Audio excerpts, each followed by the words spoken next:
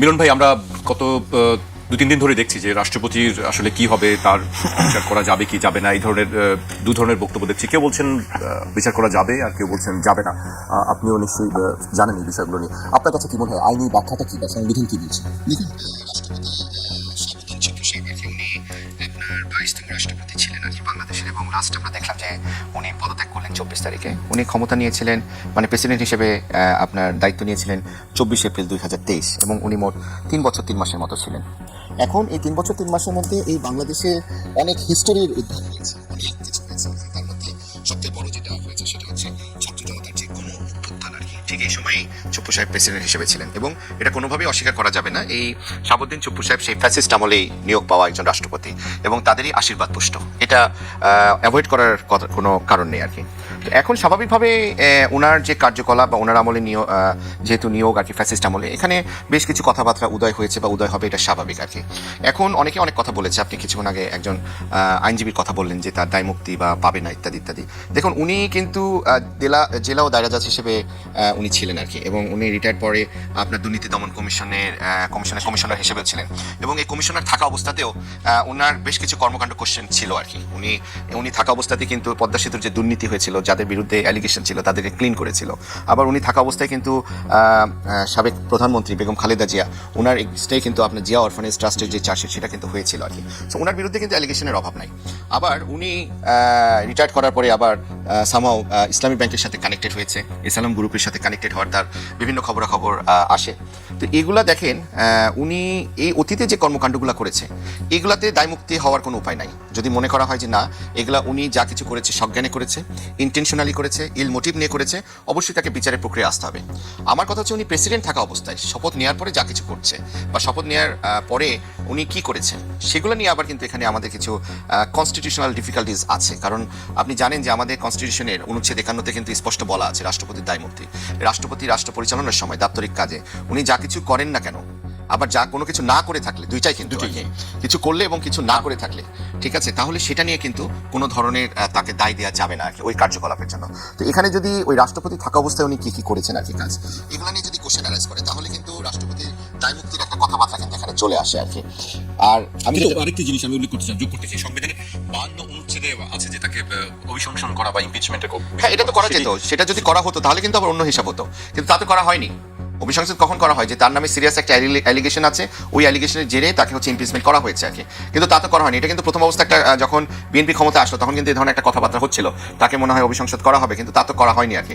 উনি কিন্তু স্বেচ্ছায় পদত্যাগ করেছে। সো দুইটার মধ্যে কিন্তু কমপ্লিটলি ডিফারেন্ট। এখানে কিন্তু 52 কোনোভাবে আসবে না, অনুচ্ছেদ 52 যে ওনাকে যে ইমপিচমেন্ট করা হচ্ছে বা অভিশংসন করা হচ্ছে, এটা কিন্তু করা হয়নি। এটাকে উনি স্বেচ্ছায় এখানে পদত্যাগ করেছেন আর কি। এবং স্বেচ্ছায় পদত্যাগ, ওনার যে চিঠিটা 24 তারিখের যে চিঠিটা, ওখানে উনি কিন্তু আবার 4টা প্যারা করেছে, 4টা প্যারা আছে। প্রথম প্যারায় দিয়েছে যে উনি দায়িত্ব সততার সাথে পালন করার চেষ্টা করেছে আর কি, এবং যখন রাষ্ট্র একটা ডিফিকাল্টিজ অ্যারাইজ করেছিল 5ই আগস্টের পরে, যে ডিফিকাল্টিসটা ছিল যে এখন ক্ষমতা কে নিবে, তখন কিন্তু আমরা দেখেছি অনুচ্ছেদ 106 ইউজ করা হয়েছিল। 106 অনুচ্ছেদে কিন্তু বলা আছে স্পষ্টভাবে যে কোনো যদি আপনার সাংবিধানিক ডিফিকাল্টিস অ্যারাইজ করে, তাহলে রাষ্ট্রপতি সুপ্রিম কোর্টের আপিল বিভাগের মহামান্য বিচারপতিদের পরামর্শ গ্রহণ করবে, তাদের কাছে একটা প্রশ্ন উত্থাপন করবে, ওনারা যে অ্যাডভাইস দিবে সেই অ্যাডভাইস অনুসারে কাজ হবে। এবং উনি কিন্তু এটা করেছিলেন। 106 এর ইউটিলাইজ কিন্তু ওনার মাধ্যমেই হয়েছিল। উনি ছাড়া আবার এটা অন্য কেউ তো এই কোশ্চেনটা আপনার সুপ্রিম কোর্টে অ্যাপিলেট ডিভিশনে দিতে পারবে না। সো এই 106 ইউটিলাইজ করেই কিন্তু পরবর্তীতে আপনার ইন্টারিম গভর্নমেন্ট গঠন করা হয়েছে। ওনার প্রথম অংশ যেটা বলা হয়েছে সেটা কিন্তু ট্রু, এটা অস্বীকার করার কোনো ওয়ে নাই। উনি আবার দ্বিতীয় অংশ বলেছে যে ওনার কারণেই দেশে কোনো সাংবিধানিক বিপর্যয় ঘটেনি, ইলেকশন হয়েছে।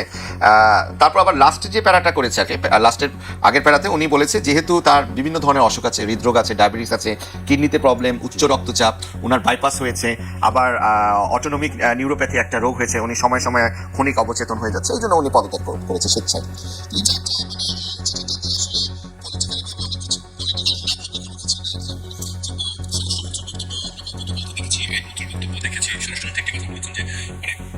তেমন কোনো কিছু আসলে সেরকম মামলা বা তার বিচারের তেমন কোনো কিছু পাওয়া যায়নি বা সেরকম কোনো কিছু ঘটে। দেখেন, কিন্তু যে বিষয়গুলো আপনি নিজে বললেন যে আমরাও জানি যে ঘটনার সঙ্গে তিনি জড়িত ছিলেন, সেই বিষয়ে না, যে ঘটনাগুলো আমি কিন্তু আবার বলছি আর কি, উনি দায়িত্বে পাওয়ার আগে যে ঘটনার কাছে সাথে উনি জড়িত ছিলেন সেগুলো নিয়ে বিচারিক প্রক্রিয়া যদি উদয় হয় সেটা নিয়ে কোনো কোশ্চেন অ্যারাইজ করবে বলে আমি মনে করি না। কিন্তু রাষ্ট্রপতি থাকা অবস্থায় যা কিছু হয়েছে আমার মনে হয়, দেখেন স্বরাষ্ট্রমন্ত্রী সাহেব যে কথাবার্তাগুলো বলেছেন, উনি তো আইনের ছাত্র ছিলেন আর কি, ল ডিপার্টমেন্টের আর কি, উনি সংবিধান বিশেষজ্ঞ বলা চলে আর কি। উনি কিন্তু অনুচ্ছেদ 51 ভালো মতোই জানে, এটা জানে বলে কিন্তু উনি এই ধরনের স্টেটমেন্ট দিয়েছে। ওনার যে স্টেটমেন্টটা আমার মনে হয় যে উনি রাষ্ট্রপতি থাকা অবস্থায় যা কিছু হয়েছে সেগুলো নিয়ে তার বিরুদ্ধে কোনো কিছু করাটা একটু ডিফিকাল্টিজ আছে। তো আগে বা পরে যখন সেটা হতেই পারে, মানুষের অতীত কর্মকাণ্ড নিয়ে তো আপনার বিচার হয় না? অতীত কর্মকাণ্ড নিয়ে তো বিচার হতেই পারে, 2 বছর 10 বছর 15 বছর আগেও যদি কোনো অপরাধ হয়ে থাকে সেটা নিয়ে তো বিচার। আপনার কাছে কি মনে হয় যে আসলে তার বিচার হওয়া উচিত? আগে যদি সে এটাতে আসলেই জড়িত থাকে, তার বিরুদ্ধে যদি যেহেতু এই ধরনের কথাবার্তা আসছে, যদি জড়িত থেকে থাকে তাহলে অবশ্যই বিচার হওয়া উচিত তার অতীত কর্মকাণ্ডের জন্য। যদি ওগুলা তথ্য প্রমাণ পাওয়া যায়, এভিডেন্স পাওয়া যায়, প্রাথমিকভাবে প্রমাণ হতে পারে, এরকম যদি মনে হয় তাহলে তো হওয়া উচিত বলে আমি মনে করি। বিনোদ ভাই, আপনার কাছে আবারও আসবো। আমি শরীফ ভাইয়ের কাছে আসতে চাই। শরীফ ভাই, আপনার কাছে কি মনে হয় যে দুই ভাগ আমরা দেখছি যে বিভিন্ন একজন এক এক রকম ভাবে বলছে, কেউ বলছেন হওয়া উচিত, কেউ বলছে না, এটি কোনো সুযোগ নেই, দায় মুক্তি দেওয়া হয়েছে। আপনি আসলে কি মনে করেন? ধন্যবাদ আপনাকে, ধন্যবাদ সাথে আলোচক দর্শক শ্রোতা। আপনার কথার উত্তরে আমি যদি বলি যে কালকেই সংক্ষিপ্ত বিচারের মধ্য দিয়ে সদ্য পদত্যাগ করা রাষ্ট্রপতিকে কারাগারে নিয়ে যেতে হবে, অনেকেই খুশি হবেন, কিন্তু রিয়েলিটিটা কি? এটি কি সম্ভব?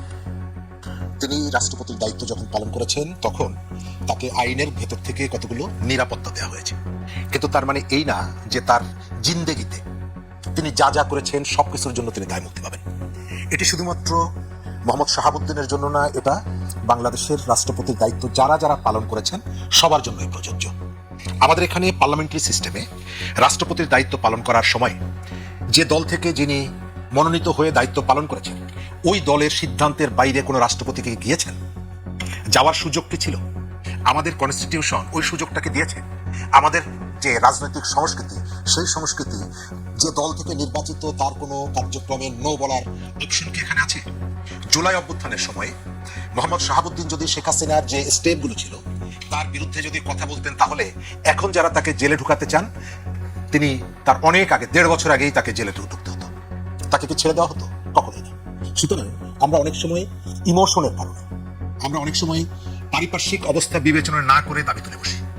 মজার ব্যাপার হলো তাকে তার দায়িত্ব পালনের সময় কারাগারে যে ভুলগুলো করেছেন তার জন্য যারা জেলে নিতে বলছেন তারাই কিন্তু চাইলে মোহাম্মদ শাহাবুদ্দিনকে জেলে নিতে পারতেন, কিন্তু সেটি করেননি। কেন করেননি হলো, আমরা যতই আইনের শাসনের কথা বলি, আমাদের দেশটা চলে শাসকের আইনে, চুজ অ্যান্ড টিক।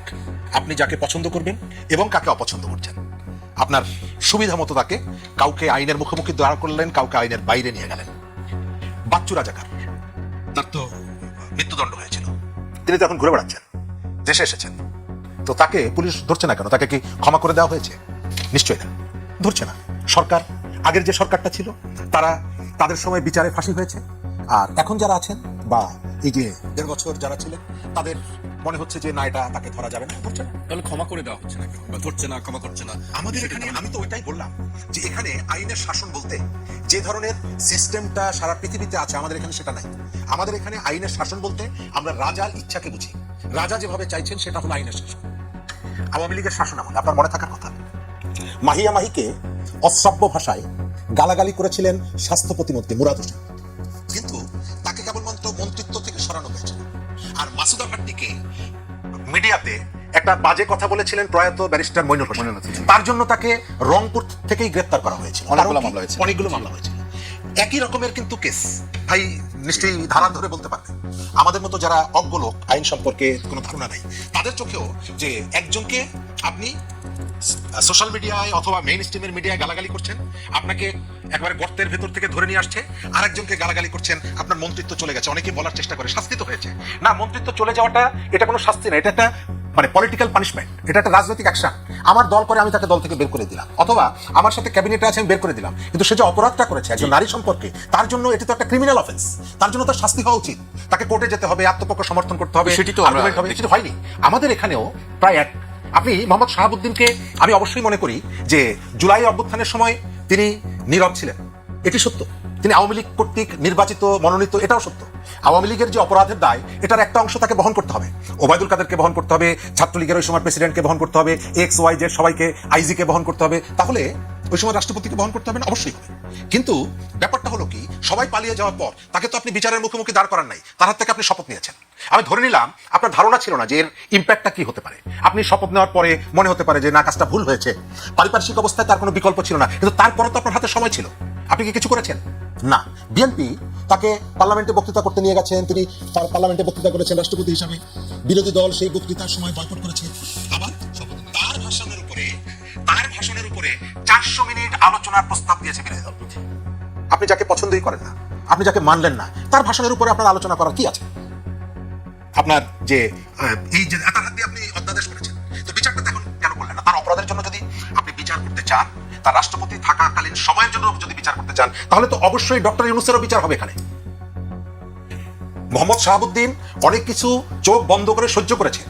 আওয়ামী লীগের যে শাসনটা, দুর্বিনীত যে শাসন, সেই শাসনের অনেক অন্যায় কাজ তিনি চুপচাপ করে সেটি সহ্য করেছেন, বিরোধিতা করেননি। করার স্কোপ ছিল কি ছিল না সেটি আমি করতে বললাম। তাহলে ডক্টর ইউনূসের সময় তখন তিনি কি করেছেন? তার চোখের সামনে মেইন স্ট্রিম মিডিয়াতে আগুন দেওয়া হয়েছে না? তো তার দায় কি তখন? কবর থেকে মানুষকে তুলে এনে, লাশ তুলে এনে আগুন দেওয়া হয়েছে না? সেই দায় তার নিতে হবে না? তার অর্থ হচ্ছে সেই কথাটা আপনি বলছেন না। কেন বলছেন না? বলছেন না হলো যে আপনি ওই যে চুজ অ্যান্ড পিক, আপনার যাকে পছন্দ তাকে আপনি আইন থেকে নিষ্কৃতি দিতে চান, আর যে অপছন্দ তাকে আইনের মুখোমুখি দাঁড় করাতে চান। মোহাম্মদ শাহাবুদ্দিনের ব্যাপারটা আমার কাছে যেটা ধারণা, বিএনপি এতদিন বলেছে সাংবিধানিক ধারাবাহিকতা, কিন্তু মাত্র কিছুদিন আগে তার কাছে আর সেটা আর মনে হয় সম্ভবত তাকে যে প্রয়োজনটা, সেই প্রয়োজন তিনি শেষ করে ফেলেছেন। কোর্সটা তার যে সমস্ত জায়গায় কন্ট্রিবিউট করার সুযোগটা ছিল এবং বিএনপি বেনিফিটেড হয়েছে, সেই কাজগুলো শেষ হয়ে গেছে। আপাতত আর কিছুই নাই। বিএনপি বলেছে গুড বাই। তা না হলে বিএনপি তো এতদিন বলেছে যে না, সাংবিধানিক ধারাবাহিকতার কারণে আমরা তাকে রাখবো, তাহলে আপনার আর 6-7 মাস আগে আপনি তাকে বিদায় করলেন কেন? এক। দ্বিতীয়ত আমার ধারণা বিএনপির কাছে এই মেসেজ আছে যে তাকে যতটুকু কাজে লাগিয়েছি এনাফ, আর যদি সময়টা তাকে রাখতে চাই, এটা এক ধরনের হিতে বিপরীত হতে পারে। কিভাবে হিতে বিপরীত হতে পারে? ইতিমধ্যেই আওয়ামী লীগ আওয়াজ দিচ্ছে যে আমরা দেশের মধ্যে ঢুকে পড়বো, আমরা হ্যান করবো, আমরা ত্যান করবো। সুতরাং আওয়ামী লীগ মনোনীত রাষ্ট্রপতি অন্তত কিছু করতে না পারলে দুটো মেসেজ তো তাকে দিতে পারবে, দুটো তথ্য তো তাকে দিতে পারবে, সরবরাহ করতে পারবে। সুতরাং কোনো রকমের কোনো ঝুঁকির মধ্যে যাওয়া যাবে না।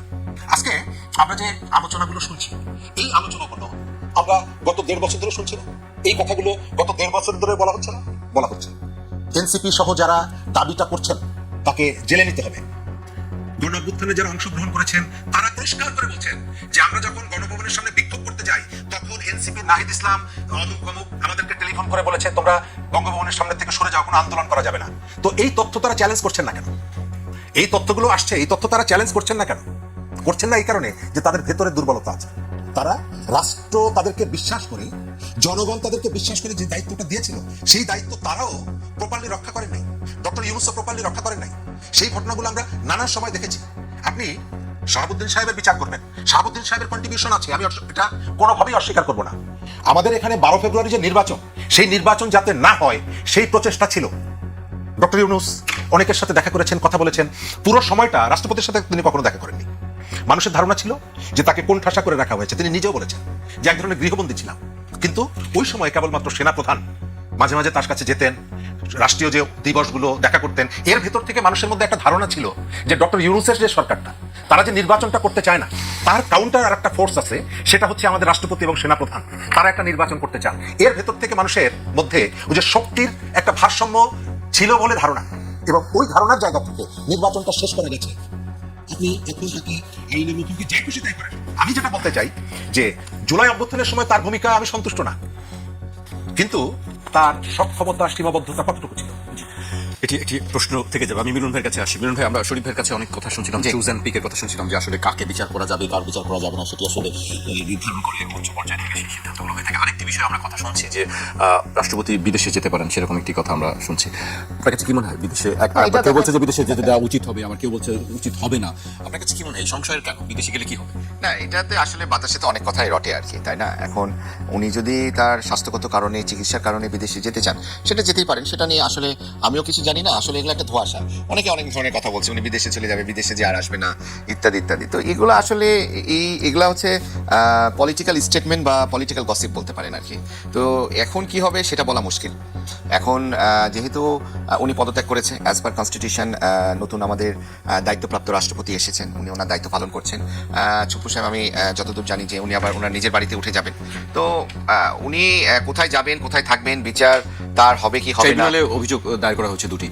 যে তার নামে ট্রাইব্যুনাল, আমি বললাম আর কি, অভিযোগ দায়ের করা মানে কিন্তু অভিযোগটা প্রতিষ্ঠিত হয়ে যাচ্ছে তাও না, এটা আমলে নিচ্ছে কিনা সেটাও কিন্তু দেখতে হবে, এটা আমলে নিচ্ছে কিনা সেটাও দেখতে হবে। তো আসলে অনেকে এখানেও কি চুজ অ্যান্ড পিকের বিষয় আছে? এখানে আমি আসলে দেখেন, আমি চুজ অ্যান্ড পিক বলবো না, দেখেন আইনের গতিতে চলা উচিত এবং বিচার বিভাগ স্বাধীনতা আমরা চেয়েছি, বিচার বিভাগের মতো স্বতন্ত্র থাকা উচিত এবং কোনো ধরনের প্রতিবন্ধকতা হোক আমরাও এটা চাই না, সাধারণ জনগণ এটা চায় না।